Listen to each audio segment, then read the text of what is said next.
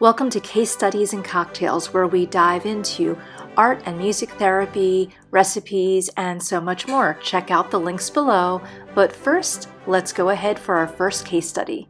Hello, my Beletzes. So if you are new here, my name is Michelle Pava. I'm a licensed psychotherapist, and I feel like healing should always feel like a celebration.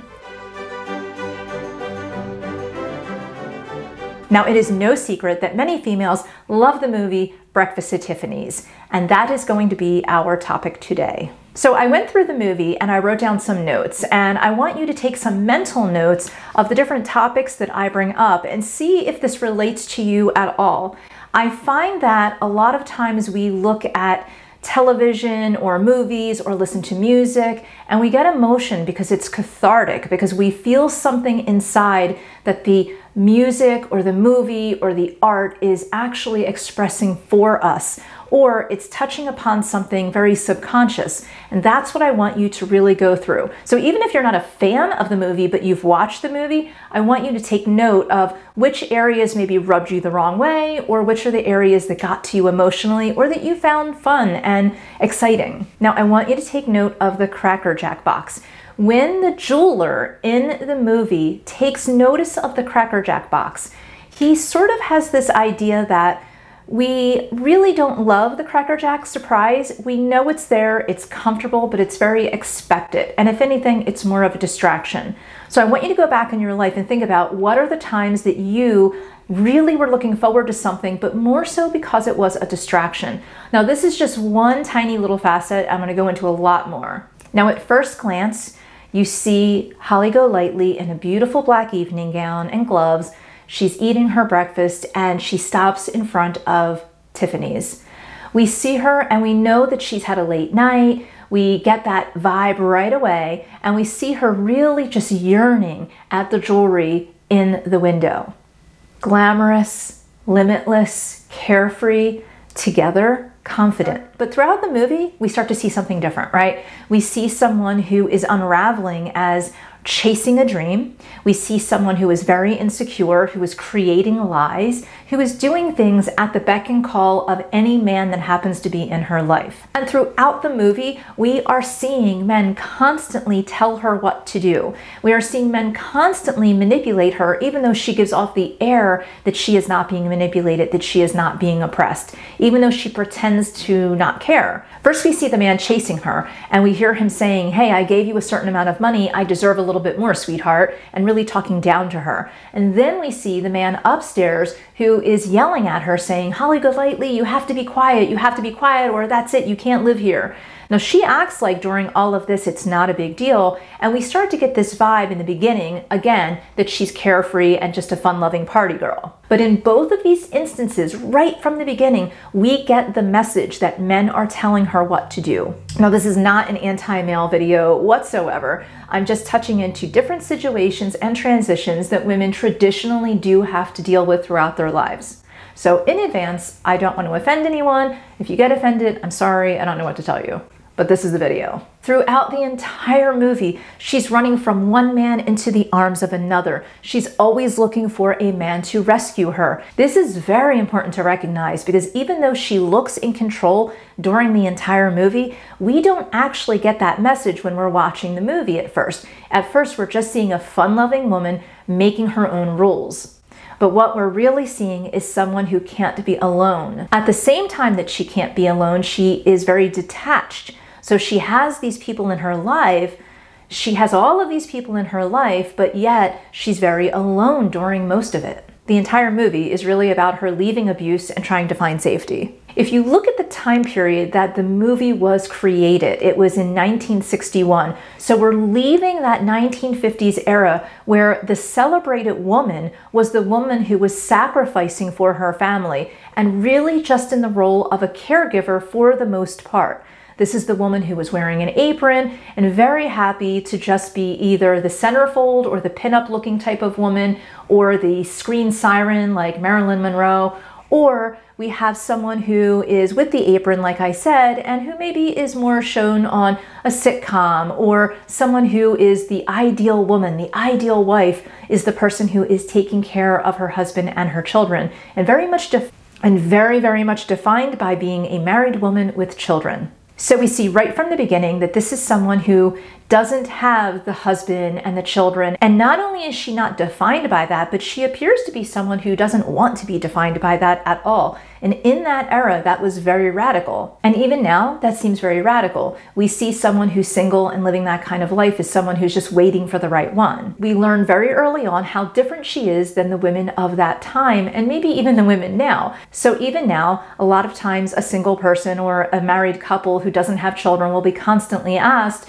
when are you having children? Or someone who's single, people will say, well, you just haven't found the right one, assuming that they're even looking for the right one. In this time frame, though, we see Holly Golightly as having a cat, but she doesn't even name the cat. So there's even this air of she has a cat and she's sort of taking care of this cat. She makes sure that the cat has milk and food, but she doesn't even give the cat a name. This is again a little counterculture because she's showing that she doesn't have that nurturing quality. Her actual name in the movie is Lula Mae Barnes, and she adopts the name of Holly Golightly. So right then and there, regardless of the reasons, we see a woman who is industrious enough to decide that she wants a different identity, and she goes to New York, fleeing being a child bride, and she goes to New York to start this new life. Now, for women that are watching the movie, we don't know that right away. We know there's some kind of a backstory, but we don't know what it is yet. And this is the thing, we don't see that first transformation.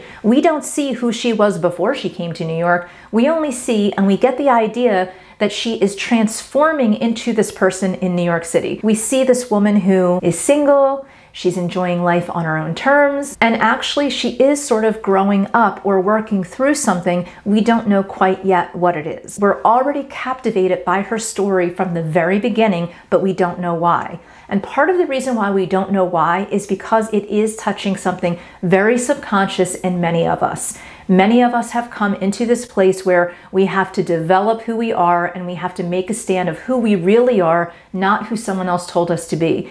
And a lot of us, even though we might be very nurturing, we're deciding at this point in our lives that we decide when and how we are going to nurture. It's not going to be told to us from a book or from somebody external. We are coming into our own, just the way Holly Golightly was in the very beginning of this movie. Understand, when I say counterculture, this is a big deal. In this day and age, it's very normal and very accepted and affirmed if you want to wait until you're in your 30s, 40s, or 50s to get married for the first time.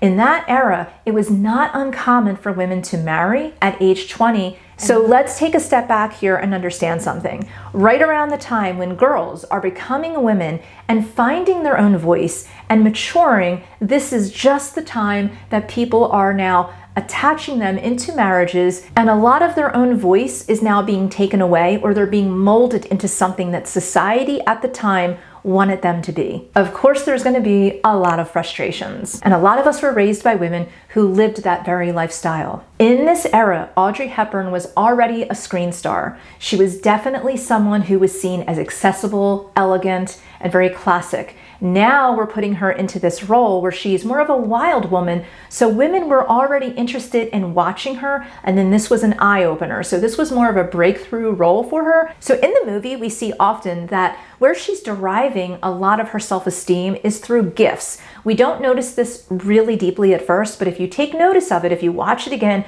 you're going to notice this. So it's all about the money that she's getting when she's just interacting with men. It's all about the gifts that she's getting from men. It's about, everything is about what she gets. And we see early on that she is so yearning to have a different lifestyle, but the style of life that she has at home really doesn't seem to match up to it. And that's something else that I think a lot of women really do understand, because some of us are living lives that are not really our truth. It doesn't mean that we're living in poverty and we're looking to live in wealth, but it might be that we're just not living 100% in our truth and we've sacrificed too much for the sake of other people. And then when we see a movie like this where we see her in obvious sacrifice and obvious grandiose behavior when she's with other people, that triggers us because maybe on some surface we're wondering, do we do that? Do I live one way and then show the world something completely different? You know, You have to think about those things. She has this focus on Tiffany's, and Tiffany's is something right from the beginning of the movie that she is looking at and yearning for, and it represents a different lifestyle. And with a different lifestyle often means a different life. So a lot of us, whether it's losing weight or it's becoming more educated or it's switching jobs or getting out of one relationship or maybe finding a different relationship, it's not just the act of doing those things. It's because when we step into a different role, especially if it's a role that we have developed for ourselves, we are stepping into a different life, not just a different lifestyle. So now we're not somebody who's losing weight. Now we're someone who is at the weight that they want to be, they're healthier, and they're living a different life. So for her, Tiffany's is representing a different life, and we subconsciously understand that. Like Holly Golightly, we are all in some way, or maybe more so in the past because we've grown and changed.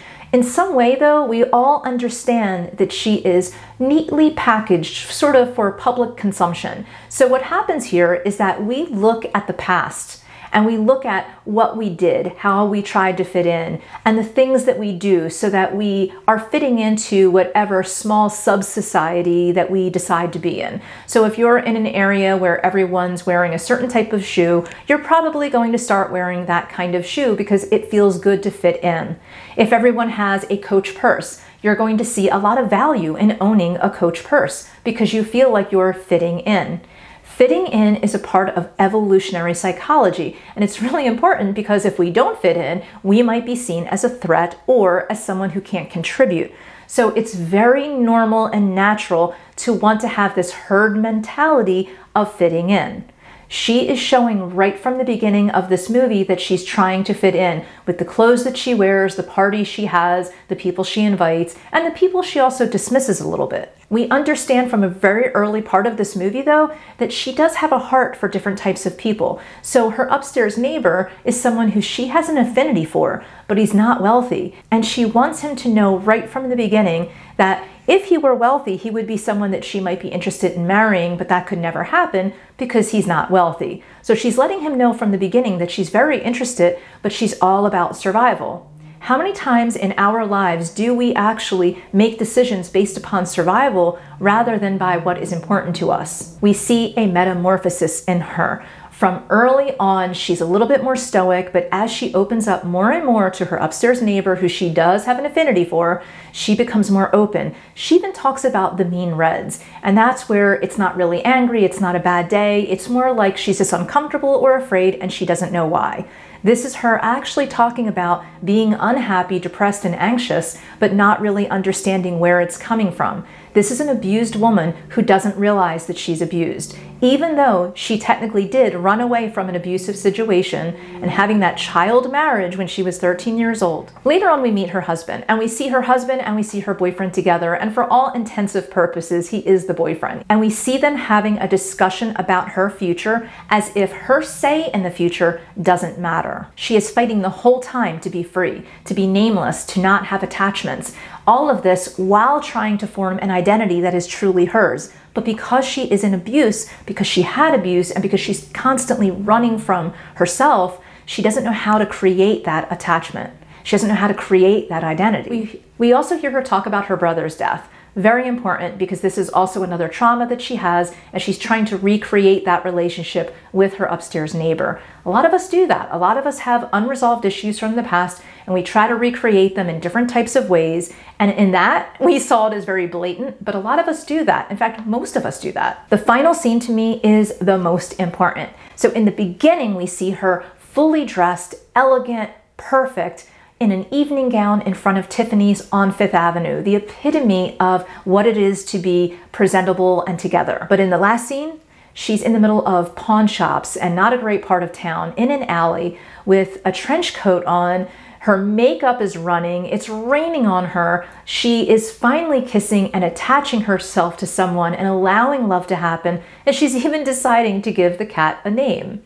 So this is the first time in the movie at the end that she's actually putting others in front of herself and also being vulnerable and open. And without the makeup and with the trench coat as protection and as a power statement, as in my other video, we see her coming into her own.